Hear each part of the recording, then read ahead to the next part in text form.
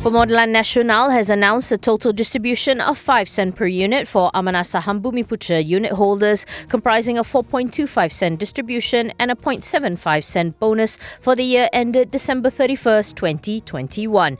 This income distribution for the year is higher than last year's total distribution of 4.25 cent per unit, comprising a 3.5 cent distribution and a 0.75 cent bonus. The total payout for the income distribution will be 8.9 billion ringgit, benefiting 10.4 million unit holders, bringing the fund's total cumulative income distribution and bonus to 168.5 billion to date since its inception in 1990. Group Chairman Tun Arifin Zakaria says that the fund's continuous efforts in diversifying and strengthening its portfolio had yielded positive results. Notably, PNB highlighted that ASB's allocation for international investments increased from 5.9% to 8.2% this year. President and Group CEO Ahmad Zulkarnain Omar says that despite the challenging environment, PNB demonstrated its resilience in navigating the uncertainties of 2021, posting a commendable financial performance. He explains that for the first 11 months of the year, PNB's total assets under management increased by 4.9% to 338.4 billion, reflecting continued trust by its unit holders. However, Zulkarnain was quick to stress that it is not moving away from the domestic market as it comprises over 68% of its overall portfolio. He says sustainability and strong environmental, social and governance will be the big theme for the fund in its future investment decision-making. For PNB, it will be about constructing the right asset allocation to generate sustainable returns, and it will also look for companies with strong ESG credentials. He also revealed that PNB is in the midst of finalizing its sustainability framework and has undertaken a comprehensive review to understand issues that are important to its stakeholders and unit holders.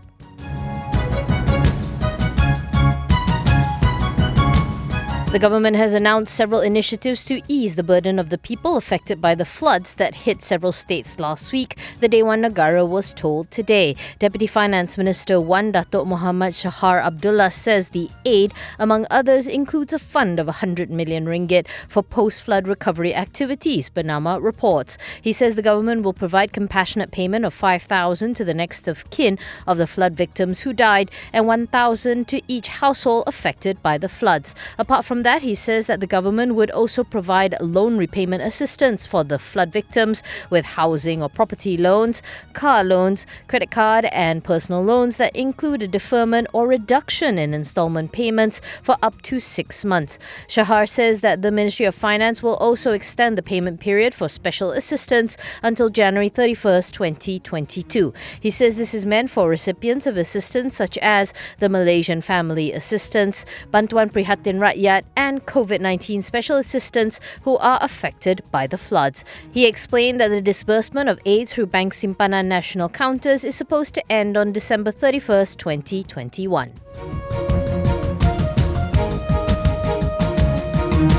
Datin Seri Rosmah Mansor on Thursday denied that the prosecution's contention that the audio recording that was admitted as evidence by the High Court in her solar hybrid graft trial was between her and her husband, ex-PM Datuk Seri Najib Razak. This happened when Senior Deputy Public Prosecutor Datuk Seri Gopal Sri Ram asked about the taped conversation, which was one of the areas the prosecution covered in her cross-examination. Infamously known as the Can I Advise You Something audio, Rosmah said she couldn't confirm that the voices were of her and Najib, saying that there had been no scientific investigation as to the authenticity of the voices. This followed several prosecution witnesses, including her former aide, Datuk Rizal Mansor, who listened to the audio recording in court and testified on September 9th last year that the voice on the recording was that of Rosmah. Rosmah also disagreed with the prosecution's contention that based on the recording, she also tried to influence the appointments of public officials to senior government posts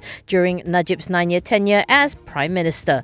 At one point during the questioning, Rosmah told Sri Ram to not raise his voice at her as she was not used to having people shouting at her. Her trial continues Friday with her re-examination by her lawyers. To recap, Rosmah is on trial for 3 charges in relation to a 1.25 billion ringgit project to equip 369 schools in rural Sarawak with solar hybrid power. She is facing a charge of allegedly soliciting 187.5 million and 2 charges of receiving bribes totaling 6.5 million ringgit.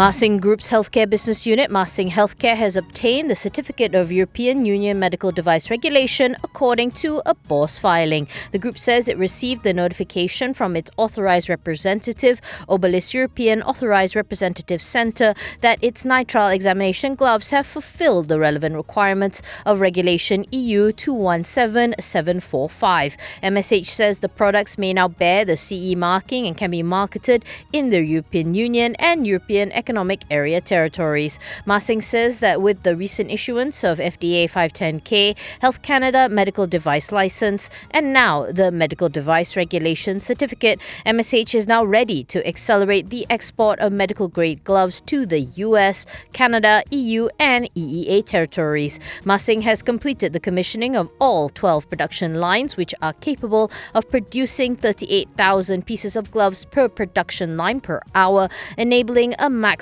production capacity of up to 3.68 million pieces of gloves per annum.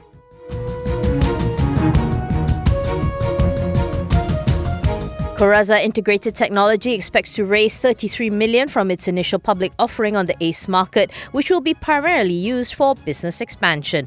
Coraza is in the business of providing integrated engineering support services across a wide range of industries, including semiconductor and medical devices. Around 47% of the funds will go towards the purchase of new machinery and equipment over the next 3 years for its existing and new factories in Nibong Tebal, Penang. Another 19.5% has been earmarked to part finance the construction of the new factory, which will boost Coraza's production capacity and service offerings. In a statement, MD Lim Tiek Ho says that despite the MCO restrictions in 2020, revenue for the financial year ended December 31st, 2020 grew by 43% to 83.7 million ringgit. He says the new machinery will further increase its capacity by approximately 25%. That will help it to meet increasing demand from customers operating in the booming semiconductor industry. The issue price for Coraza's shares is set at 28 cents, and the company is expected to be listed on the ACE market by January 20th, 2022.